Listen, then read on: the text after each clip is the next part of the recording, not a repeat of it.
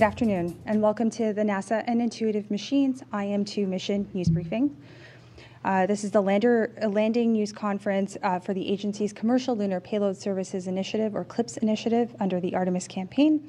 And I am Nilfer Ramji with NASA Communications. On March 6th, Intuitive Machines' IM-2 mission landed near the south pole of the moon in Mons Mouton, delivering NASA's science and technology demonstrations. Named Athena, the lander completed a 7-day journey to mark their second moon landing. Here to talk about the IM-2 mission today, as well as the NASA and Science and Technology on board, we have Steve Altemus, Chief Executive Officer with Intuitive Machines, Dr. Nicola Fox, Associate Administrator for NASA's Science Mission Directorate, Clayton Turner, Associate Administrator for NASA's Space Technology Mission Directorate, and Dr. Tim Crane, Chief Growth Officer with Intuitive Machines. After brief opening comments from each of our speakers, we will take questions. You can either enter *1 on your phone to be entered into the question queue at any time. Your phones are on mute now, but when the operator will open your mic when we're ready, and we'll close your mic after your question. We ask that you please stick to one question and identify to whom you'd like to direct your question. Shortly after we conclude, you can listen to a replay of this news briefing online. First up, we'll hear from Steve Altemus. Steve? Thank you, Nilfer. Well, good afternoon, everybody. Any time that you ship a spacecraft to Florida for flight and end up a week later operating on the moon, I declare that a success. I will say that we shipped out. We had a great processing down with SpaceX at the PPF, or Payload Processing Facility, with them. We went through wet dress rehearsal and launched on February 26th. Like they indicated, we had a 7-day mission transit to the surface. Now, we think that we've been very successful to this point. However, I do have to tell you that we don't believe we're in the correct attitude on the surface of the moon yet again. I don't have all the data yet to say exactly what the attitude of the vehicle is. We're collecting photos now and downlinking those, and we're going to get a picture from the Lunar Reconnaissance Orbiter camera from above, from orbit, and we'll confirm that over the coming days as we get that data down. I can say, though, that we are charging on the surface. We have commanding, uplink, and downlink from the vehicle to our ground network on the ground in 8 dishes in 6 different countries. So we are communicating. We can command payloads on and off. We can send commands to the vehicle, and we have powered down and done some power conservation steps as prudent measures to see how long and what objectives we can accomplish in the mission going forward. When we get that full assessment, we will then work closely with NASA, science and technology groups, to identify science objectives that are of the highest priority. And then we'll figure out what the mission profile will look. It will be off nominal because we're not getting everything that we had asked for in terms of power generation, communications, et cetera. However, if you think about it, we flew our liquid oxygen, liquid methane propulsion system that we make in-house. We fired that 6 times during the mission and burned for a total of over 23 minutes. The last burn you saw today was 15 minutes long for powered descent. Each one of those burns, the team executed flawlessly, and the last 3 burns were done totally autonomously with single commands sent to the vehicle with hours ahead of time, in which we actually, the vehicle performed the last burn behind the backside of the moon. So incredible autonomy demonstrated by the propulsion system and the mission ops team. I would say our navigation profile, our algorithms, the 4 algorithms we use in order to determine crater recognition, or our optical crater recognition techniques that we use, performed great. It's really new technology that we've invented in-house to create this kind of precision navigation. We did have some challenges with measurements coming out of our laser rangefinders. Those are sticky little things like we had from the last mission, which we'll go dive into and understand why those measurements were so noisy. Tim might be able to talk about that a little bit better. But we've traveled over 1 million kilometers out to the moon. We did 39 orbits around the moon in the past 72 hours. That's essentially operating a data relay satellite in orbit with our own ground station network. So the ground system worked seamlessly with orbit determination, precision. You recall from the first flight that we had some trouble with orbit determination and getting a pinpoint accuracy of where we were in space as we got closer to the moon. We ended up getting confirming measurements from many dishes around the world. And so orbit determination, we can put anything in orbit with precision using our ground network now. So we've made considerable strides since mission 1. And the team is like our white flight, Gene Krantz, came and visited us this weekend and told us he was impressed with our professionalism and competence. And so I can't say enough about the team and how they executed and carry themselves. And like always, they worked through any technical challenges we went. And we'll just have to do the reconstruction and figure out exactly what the attitude is in the location, and then we'll get on with the rest of the mission as we can. Thanks, Nolfo. That's it. Nikki? Yeah, thank you so much. I think we can all agree, particularly today, that landing on the moon is extremely hard.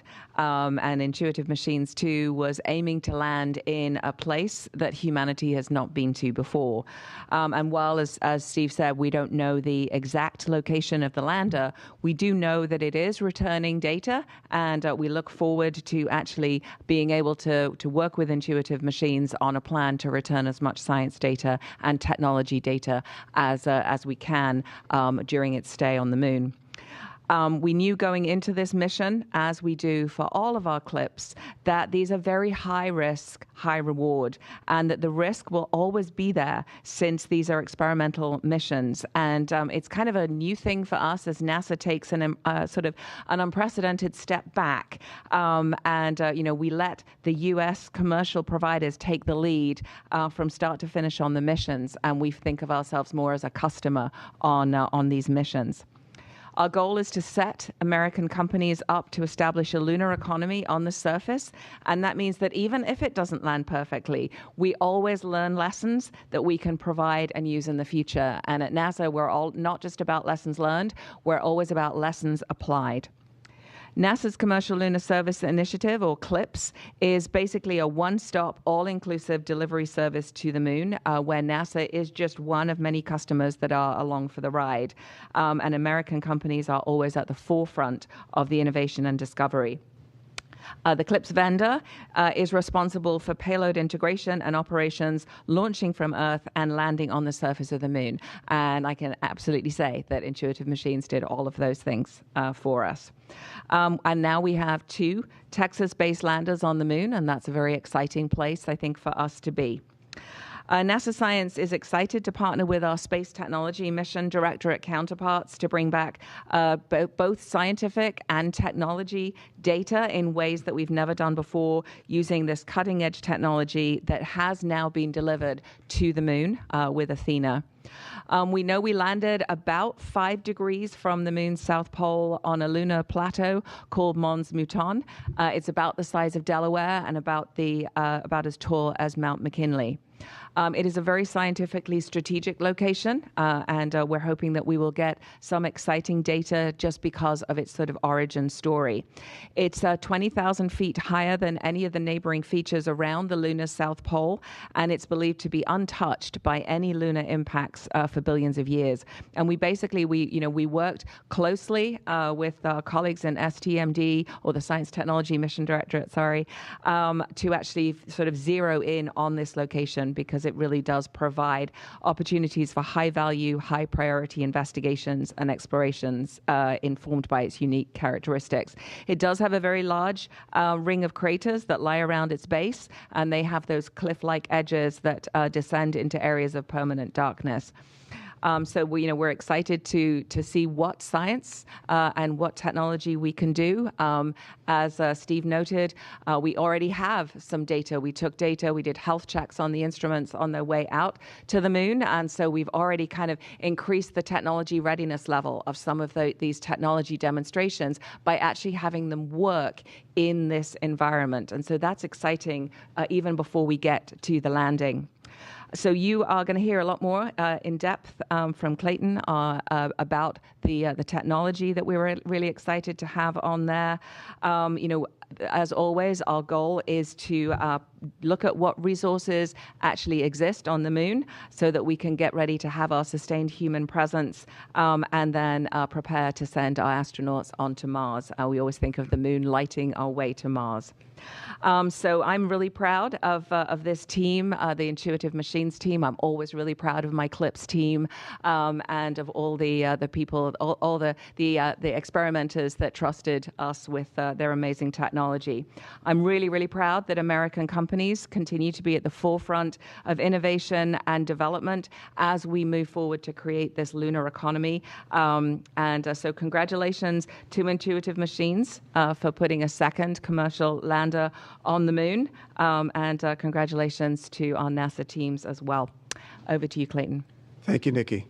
So I want to start also by thanking Steve, Tim, and Intuitive Machines. Days like today are why we do innovation and discovery. They make those things possible. Thanks to their work and their courage and commitment to what we're doing here, we will be able to live and work on the lunar surface with humans. We will be able to land humans on Mars. That work has to start with days like today. And as Nikki said, we're going to learn every time we go. Each payload we carry, each bit of data we get back, we continue to work with them. We also are very pleased to be able to work with the aerospace community in general, because it's going to be all of us that are going to figure out how do we do that living and working on the lunar surface.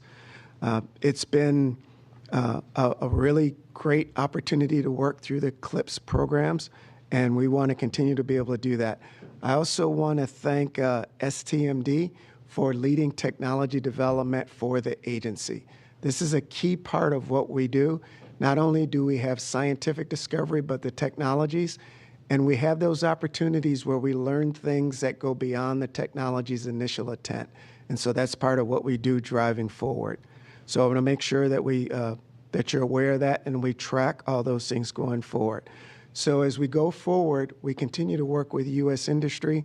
We continue to work with those partners and the contributions from our partners, because they're demonstrating the value of not only demonstrating technologies in space, but also opening up that economic driver for living and working on a lunar surface.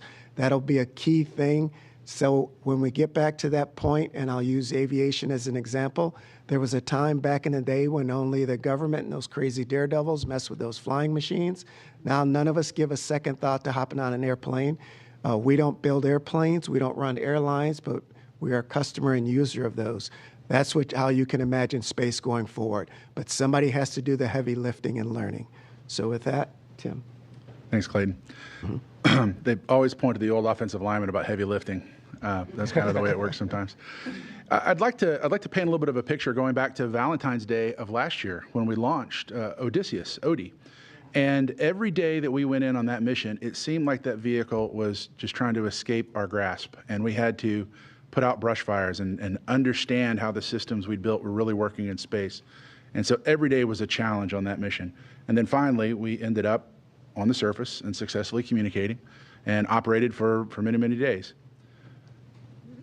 After the mission, the team got together and we made a list of all the things we'd learned. What do we need to change for the next mission? And we had 65 items. 10 were critical. The others were, well, if we can get these in for IM-2, we will. But if not, they can wait on IM-3 and it's probably enough. We got all 65 of those in on this mission. We took a couple of days off after the previous mission. Then we got together, we do what we call a hot wash. And the first hot wash I did was on Project Morpheus when I was at NASA when we lost a vehicle. And then we did a hot wash of all the things we wanted to improve. And 8 months later, we're up and flying better than ever. So that was the experience kind of leading into spring of last year, April timeframe. These are all of the improvements that we want to make. Our orbit determination needed improvement. We had people flying around the world to improve our ground sites to give us better measurements. We partnered with NASA to have validation and cross-check data to make sure that our systems would work the way they're supposed to. We had issues that we learned on the way we controlled our engines that we wanted to test. Our thermodynamic venting system. Could we make that better? Could we make it work the way we want it to work? We ran into problems on the first mission with helium management. Helium is very important to our system for pressurizing our cryogenic methane system, also for RCS. And then we had measurements we wanted to make of craters that we weren't able to get in place on the first mission. So we had a lot of new technology we brought forward in this mission. And I'll be honest, I had a little bit of trepidation when we launched about what some of these new things and improvements might do in the system. It was a night and day operational difference. On day one, we gathered some data about our propulsion system, and then on day two, we fired the engine. Better than we'd ever fired it before. The comm systems on our Omni antennas, which aren't even designed to bring high gain data home, worked better than our high gain antenna had worked on the first mission. We get to the moon, our orbit determination was so precise that we were within a couple of kilometers in our 100-kilometer orbit, and we didn't even have to do a lunar correction maneuver that we had put in place because we had to do one in an emergency on the first mission. So it really had moved from come in on the day of operations and save the vehicle to grab your lunch pail, go in, do spacecraft operations as this magnificent machine called Athena moved her way to the moon, all the way into lunar orbit. And then really the last couple of days in lunar orbit, we were expecting a fully successful landing. We did see some noise on our landing sensors towards the end. Our crater recognition system, it's machine learning on board. How do you tell a computer to look for craters? Not only look for the craters, but identify which craters those are on the moon. Worked almost an order of magnitude better than we'd anticipated. So we had every reason to believe that we were going to come down and land, with all systems the way we wanted to. We're trying to evaluate exactly what happened that very last bit, but I would tell you the improvement from the last mission to the next mission, really in less than a year, when you consider the fact that you have to be at the Cape early, you have to be done with testing before that. We took a little bit of time off after working really hard on the first mission. That's building, improving, and shipping a new spacecraft to go to the moon in 9 months. And I'm incredibly proud of the team. I'm incredibly proud of how well this vehicle performed. And I will tell you, the future is bright for Intuitive Machines to land lots and lots of cargo on the moon. And I'm excited to do that in partnership with NASA. Great. Thanks to our briefers for those initial remarks. We'll now open it up for questions. Again, if you're on the phone bridge, please press *1 to submit a question. Once your name is called, please state to whom you'd like to direct your question. If you find that your question has already been asked, please press *2 to withdraw it. Let's start in the room before we go to the phone bridge. Gina Sinceri for Steve. You said off nominal, but what pleasantly surprised you that worked well today? Can you kind of put it, off nominally, yeah, but things worked. So what was it worked that said, wow, good for this, that? Well, one thing that is very exciting, it's a high-stress moment, but when we initiate powered descent, that is a 15-minute-long engine burn with a full throttle profile from 90% of throttle down to roughly 20% of throttle. It has dynamic movements like, you're braking for hundreds of seconds, then you're pitching over and you're descending and you're throttling down. Very dynamic. And that's a nail biter because everybody's quiet. And if you looked at the control room, everybody's just sitting there steely-eyed, watching the burn go. That to me was an amazing moment. To fly that profile with this propulsion system and these navigation algorithms that Tim was talking about, receiving this data, these machine learning algorithms that we've come up with, and watching that all work in harmony was interesting, was just fascinating. And I really think that is the moment that you have to have the courage, like Clayton said, to take this, be in this business, to be able to put it all on the line and say, this is going to be successful. And we're going to, if it's a little off nominal, we're going to pick ourselves up and we're going to try it again. We're going to keep doing that. And so when we see that we saw, for example, the hazard relative navigation call a diversion autonomously from our planned landing site, saying that we see slopes greater than 10 degrees and boulders bigger than a bowling ball, you can't land there, and diverted us from that landing site to another one autonomously. It's incredible. So I'm very proud of the nav team, and I'm very proud of the propulsion team and the whole spacecraft team, because they built a beautiful machine that is working at the highest level. This is the pinnacle of engineering, of man and machine coming together to engineer something that's never been done before at a price point that seems unachievable. So we really did mature the system, and this was evidence of it today.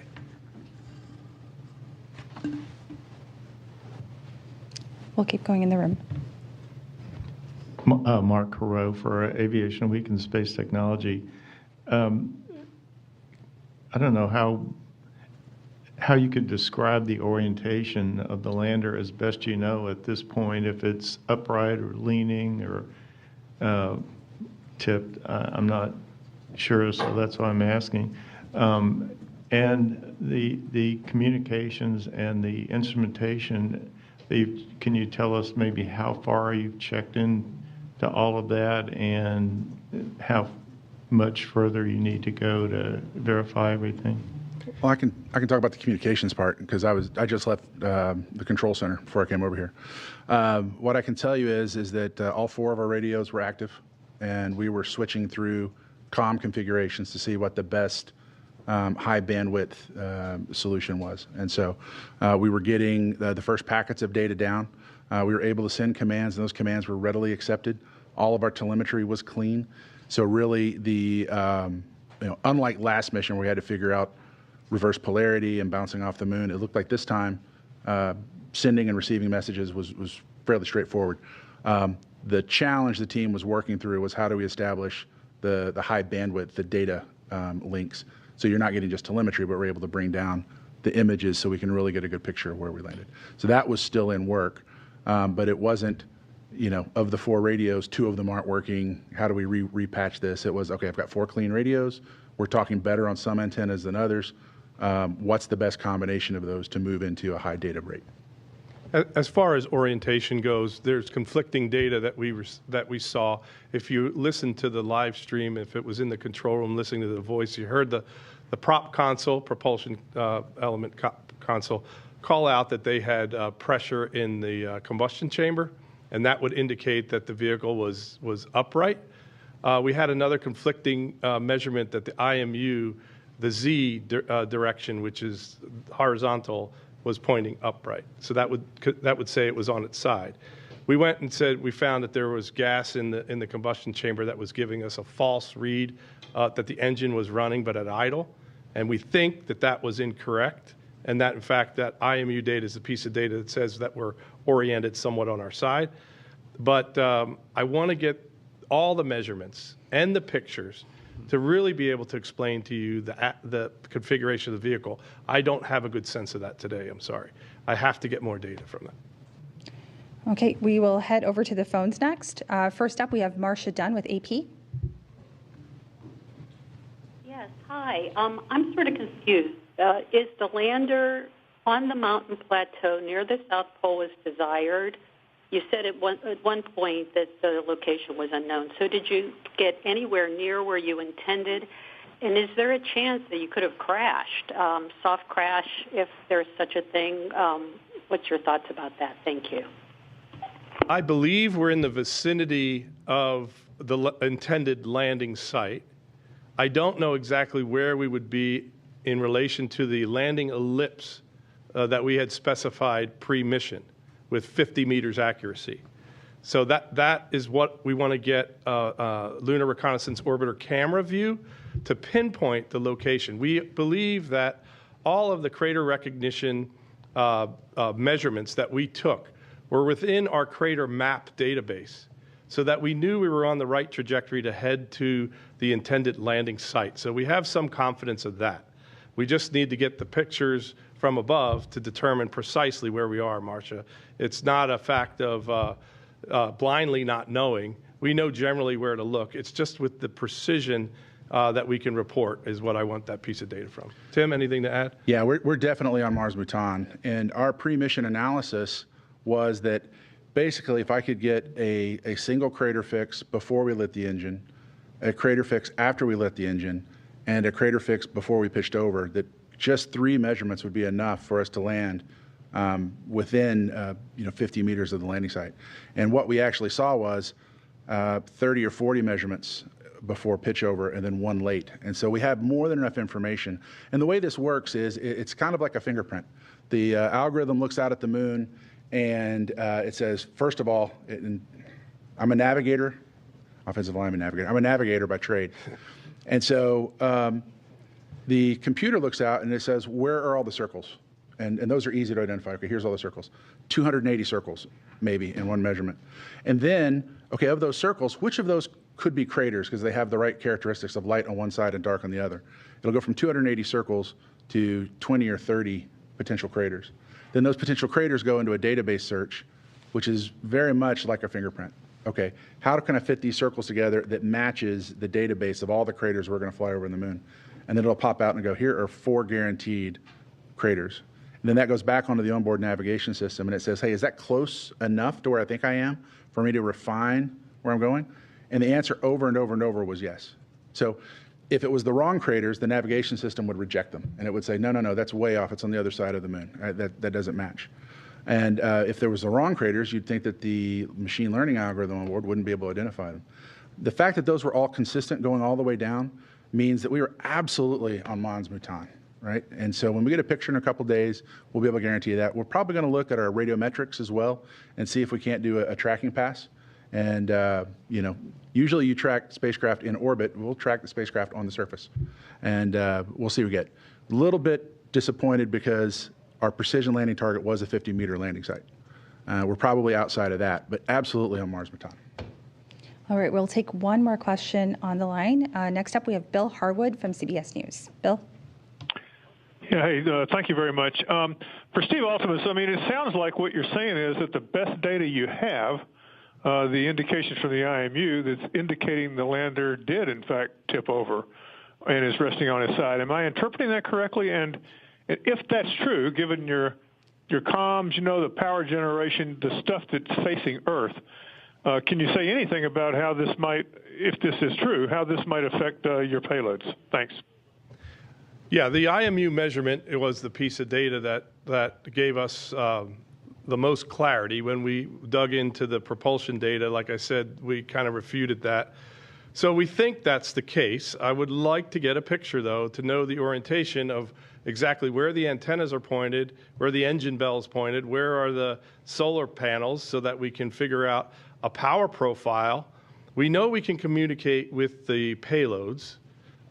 We can talk to them and command them on and off. So if we can figure out the orientation correctly with imagery, we can then develop a power profile, like I said, and then result in a series of priorities in the science and technology list that would allow us to capture some mission objectives for the mission. Turn on the drill, turn on the mass spectrometers, for example, sniff for water as we vent the LOX tank, for example, with the Hungarian sensor, the pulley space sensor, or with M-Solo, the STMD Prime 1 drill package mass spectrometer. Nokia, we know we can talk on Nokia radios on today. So there's quite a number of objectives that we can meet. We just have to lay that out here over the coming shifts.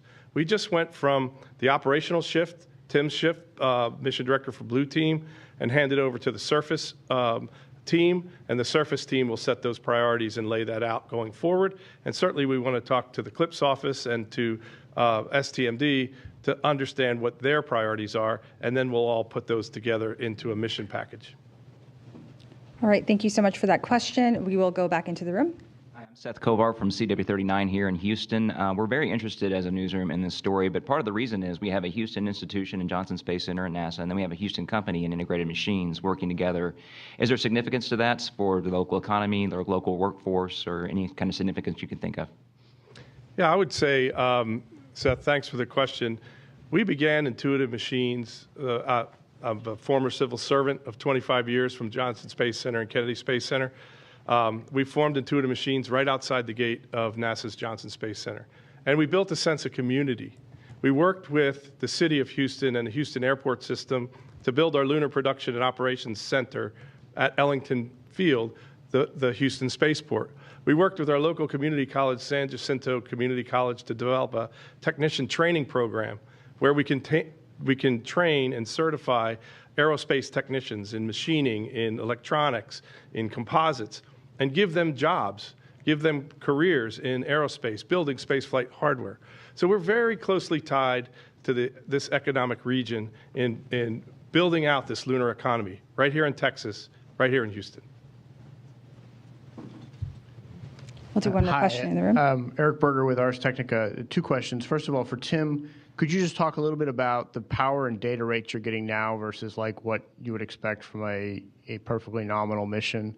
And then maybe for Nikki or Clayton, if the spacecraft is on its side, I would imagine it perhaps depends upon which side it's on, but can the prime drill mission operate as intended, or is it not going to be able to drill unless it's in a vertical configuration? Thanks.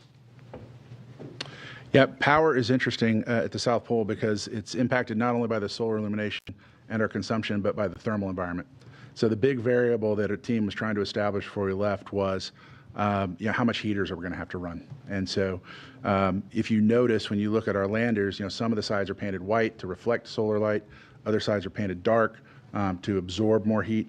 So the real variable in all that. But when I left the ops center, we had achieved charging. And so, looking at that, once we find out exactly what orientation we're in, we'll be able to figure out what the longevity is and how to plan that power. The big question is what the solar transit is really going to be. So it's one thing to go, I've got an IMU that indicates we may be on our side, but that clocking angle, that's going to be the most important thing because that will dictate what the thermal profile is going to be as the sun continues to move around the South Pole, and the thermal profile will be the dominant thing, our power profile. And I'll say that we'll work with IM on that orientation because that'll be important. As you described, it depends on where the vehicle is in terms of that orientation. But there will be science and technology objectives that we'll go for once we collaborate with IM on not only the power but the orientation. Does the spacecraft need to be vertical, though, for you to operate the drill? Well, if you can imagine a drill, you can drill from many angles, but it's more you put together a combination of things. Our teams have been working with IM, the on-site teams. These are our priorities, what we think we can do depending on the orientation. I can speculate, but I'd have to speculate for every possible orientation. So, no, it doesn't have to be directly where it can drill straight down. There are other options we can use, too. All right, we will go back to the phone bridge for the next set of questions. First up, we have Kenneth Chang with the New York Times. Ken? Hi, thank you. I guess this is for Steve and Tim. When during the descent did the telemetry start getting strange, and can you tell what was going wrong?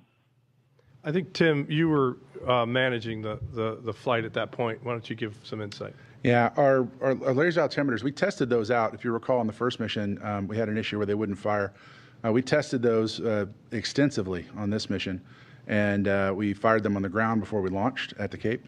We fired them in orbit at the moon to make sure we saw power pulses, and then we fired them again in the lunar descent orbit. And that's where we first saw that there was more noise in the system than we had anticipated. And so as we came around for the final approach, we were concerned about the noise we were seeing in those measurements, but at the same time we were seeing better than expected results on our crater tracking. And so the hope was that that noise would clean up as we got closer to the moon because the signal to noise gets stronger. And so the way these systems work, you have a power pulse that comes back, and that identifies a range measurement. And so that's what we were monitoring on the way down, and it just remained noisy all the way until touchdown. So that's where we're going to look as we investigate, what impact that might have had on the system for doing the final sequence of landing. Thank you so much for that question. Next up, we do have Micah Maidenberg. Micah? Hey, good afternoon. Steve or Tim, any initial thoughts on IM-3 and if you'll need more time between 2 and 3 compared to between 1 and 2 to sort of work the issues today? And do you think the company can still make the IM-3 window, which I believe runs through early next year? Thanks.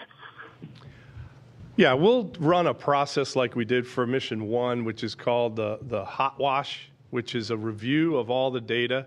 We take the next 30 days from mission complete, whenever that turns out to be. We take the next 30 days and we review all the data and prepare a set of recommendations for what went well, what went wrong, what needs to be fixed for the next mission, and what can be deferred into block upgrades for future missions beyond the next one on the manifest. Right now, we're planning IM-3. I believe that's a mid-latitude mission that's scheduled for about a year from now. What we're doing is we may hold that mission. I've talked to Nikki about it because we won the Near Space Network contract to put data relay satellites around the moon. And the data relay satellites that we're making want to be on that mission 3, at least one of them, to take advantage of that rideshare opportunity. So we're aligning the schedule to see when that satellite is ready and the mission is on track to be ready and put that together, and that'll be our landing date. The effects, or launch date. The effects of this mission on mission 3 are not yet understood. I have to go through that hot wash process. Great. Thank you so much for that question. We will go back into the room. Hi, Jackie Waddles from CNN. Thanks for doing this. First, I think for Tim or Steve, can you just confirm, want to make sure I understand, have you confirmed the health of your payloads? Looking specifically at the rovers and the Gracie Hopper, do we know that those are healthy in one piece? And then a question, I think, for Nikki. Obviously, Firefly had a successful landing over the weekend, but these are very different landing sites. I'm wondering if you could just quickly compare and contrast for us, what the unique challenges were that Intuitive Machines faced here. So the first part, we have some insight into some of the payloads by being able to command them on and off kind of thing. But visually, I'm not sure of that yet until we get some imagery, like I say. I don't know, Tim, if you got any better insight from your time on console here in the past few hours, but... Well, that was definitely part of the process that they were working through with the NASA scientists. In fact, I walked out of the control center and almost got waylaid by a group of them running into the room to talk priorities. That was the first thing to check out, but I don't have the data yet on exactly what that health feedback was.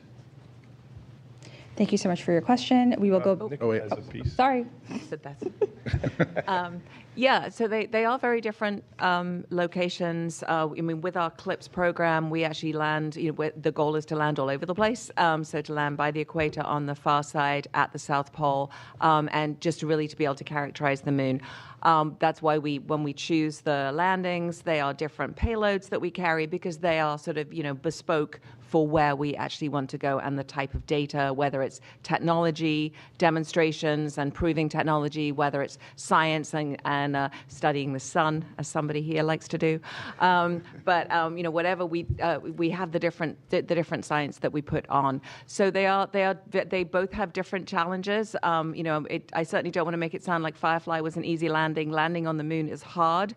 And the thing that I'm so proud of is not only with the CLIPS program are we creating this sustainable lunar economy, but it is heartwarming that what we've actually created is, I hope it's sustainable, but it's a sustainable lunar community.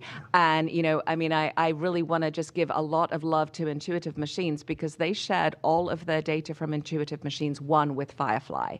And I'm sure Firefly will be sharing all their stuff with Intuitive Machines as well. The same with Astrobotic.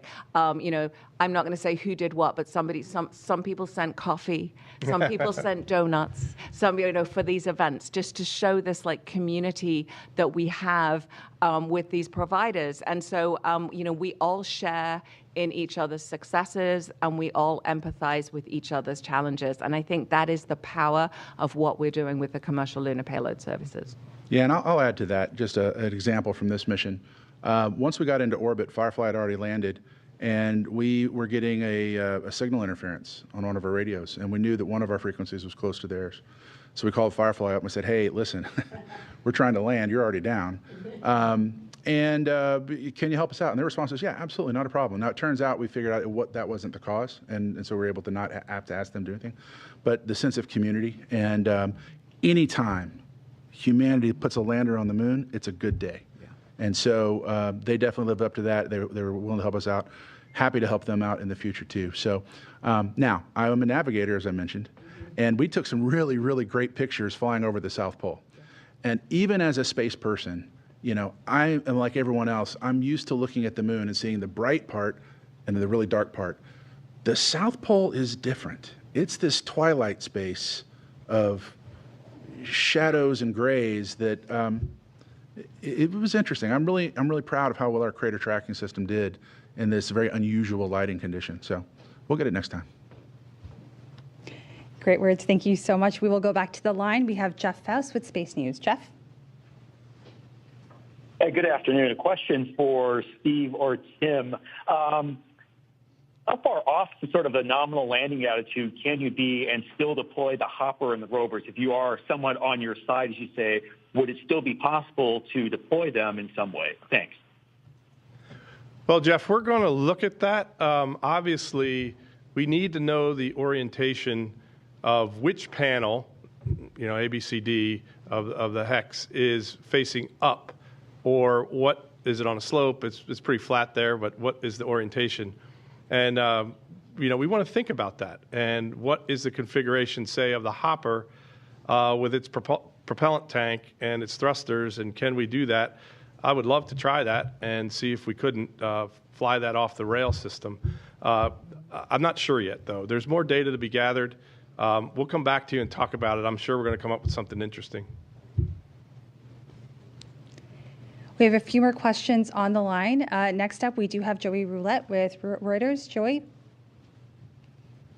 Hey, thank you.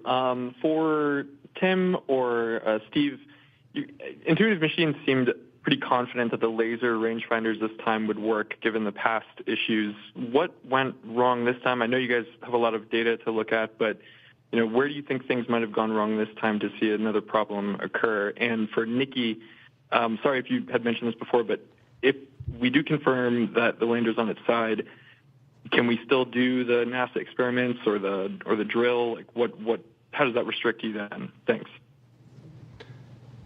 The first indication that the laser rangefinders, well, let me start at the beginning. I think Tim covered this mostly. We immediately fixed the safety enable switch on the laser rangefinders for mission 2.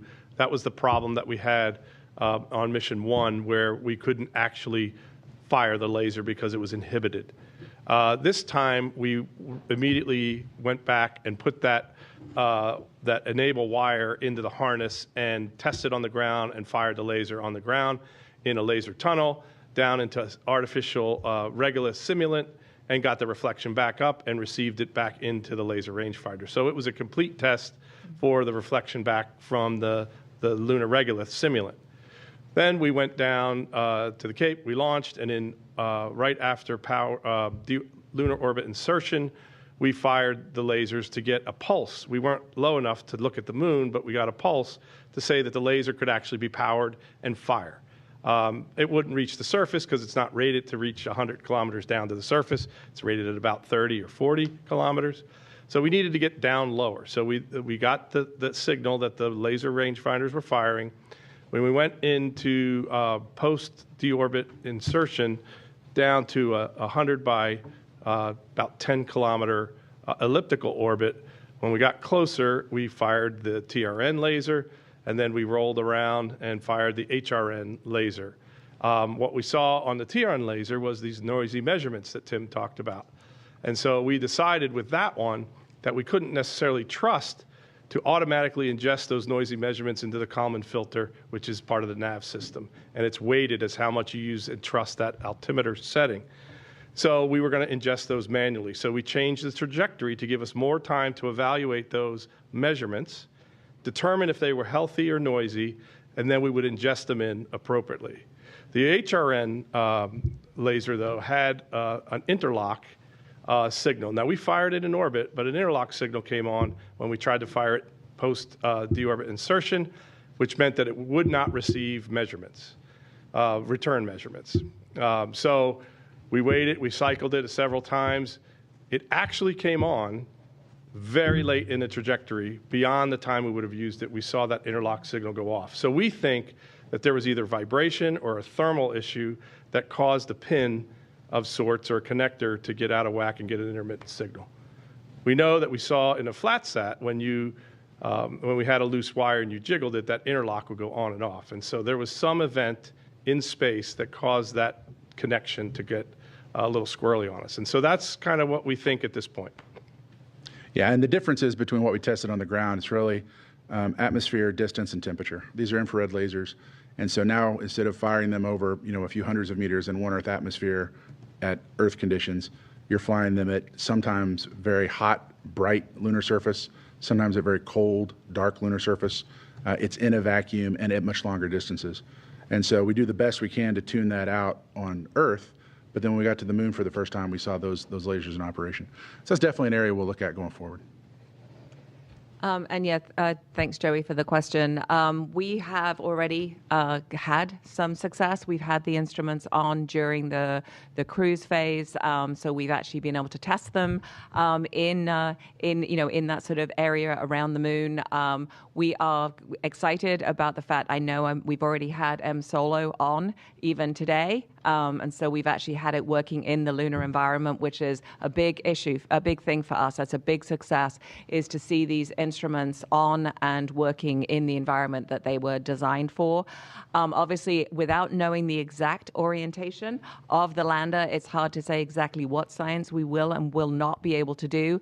But we are excited. I mean, I think Tim kind of put it really well. He was nearly knocked over by a group of scientists ready to make the plan of what we can do.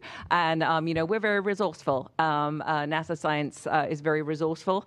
We do great science wherever we go in the universe, from the center of the sun to the edge of the universe. We do great science every second of every day. And so we are excited to continue to be able to do that. We will work very closely with Intuitive Machines to put together the plan obviously us space technology folks really anxious to get that going. All kinds of things we can do with a drill, even in a non-optimal orientation. So we're looking forward to hearing what exactly we have to work with, and then we will create a wonderful plan. Clayton, do you want to add anything? Yeah, I'll just add that probably the reason Tim could escape is because the technologists were trying to get through the same door that everybody was going through. But Nikki makes a great point. Every bit of data, the fact that we could turn the instruments on in that environment was a plus. We learned something, and we'll continue to learn something. For two of them, they've already been turned on, so we know they work on the surface. And depending on the orientation and what we get going forward, we may be able to do even more.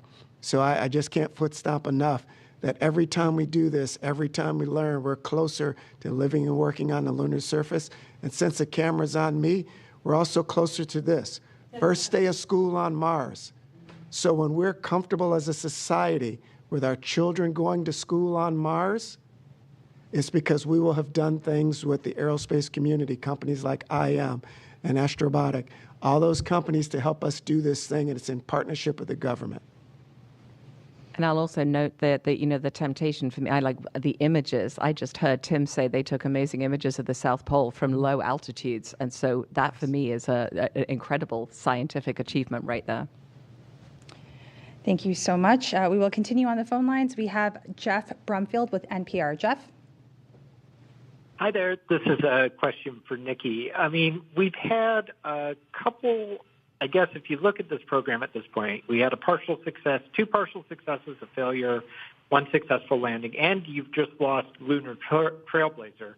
I'm wondering if you're questioning this low-cost approach to doing business, outside of low Earth orbit right now, or if you still think this is the right way to go and you're getting your money's worth. That's a great question. It is. I mean, it's difficult. We want to try and balance the what we do. We want to have a balanced portfolio, which is what we have in NASA science. So we do incredible science with CubeSats. We do incredible science with the James Webb Space Telescope and everything in between that. And so really, it is continuing to work very closely with our U.S. companies, whether it's with CLIPS, whether it is with our small Class D missions, which of course Lunar Trailblazer is one. And yes, we're very, we do watch Lunar Trailblazer very carefully. I also know that Intuitive Machines actually helped provide some data for us. So thank you on the way up for Lunar Trailblazer. The team there is extremely, extremely committed, working really closely with our folks at the Deep Space Network. If anyone can recover this spacecraft, the Lunar Trailblazer team can do that. But we do continue to look at our successes. We do have a lot of Class D missions that are very successful. April. We have another mission actually ready to launch on the West Coast right now. We have SpaceX, which is a Class C mission. On that ESPA ring beneath it is a Class D mission called Punch, which is 4 spacecraft that are going to go and study the sun. And just a few days after that, we have a wonderful little mission, which is 3 CubeSats that are going to study the auroral electrojets. It's called EASY. It is a very, very small mission, and it is a unique mission because it's getting to a region that is too high for aircraft and too low for traditional spacecraft. And so we continue to lean in to these missions. We celebrate, as I said, about the CLIPS community, our Class D community. We get together, we celebrate one another's successes, and we empathize with one another's challenges. And so we will continue to push forward. We have Escapade coming, which is 2 spacecraft. It's the same program, the same simplex program. That mission has been ready for a while. 2 spacecraft built by Rocket Labs and launching with Blue Origin on a New Glenn later this year. So we continue to put a lot of focus on the work we do with our U.S. companies, and the goal, as always, getting more science into space for less money. Thank you so much, Nikki. Next up, we have Issam Ahmed with AFP. Issam? Hello. Thank you for taking my question. It's just for Tim and Steve. I think concerns were raised about the tall and slim profile, and as we saw compared to Firefly, which has the sort of short, squat design, that seemed to have worked out better. Do you think that played a role at all? I know you've been talking about issues with the laser rangefinder, and are there any sort of, on the flip side, what are the benefits that you gain from having the design profile that you chose? Thank you. What I would say about our design is we fit out at the limits of the SpaceX fairing. So our landing gear extend as far out as possible to give us a stable approach.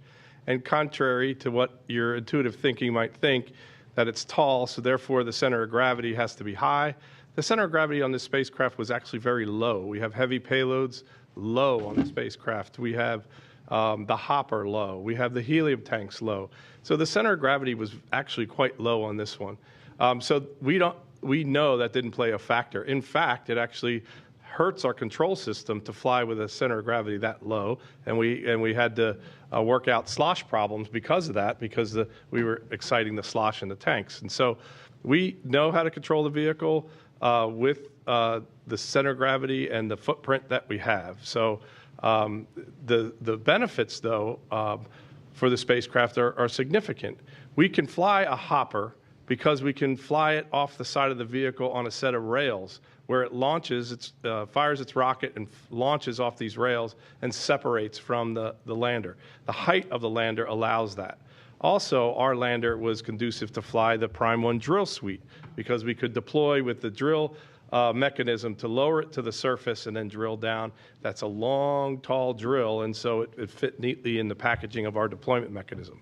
In addition, we could develop a rover deploy mechanism that was tucked on the side and would deploy down to the surface.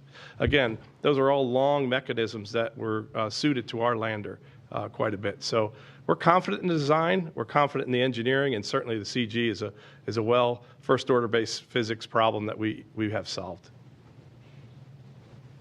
Great. Thank you so much. We do have continued questions on the line, but we only have a few minutes left for questions. We'll continue on with Jishnu Nair with the Houston Business Journal. Jishnu? Hi, this one's for Steve and Tim. Just kind of following up on some of the other questions about kind of payloads.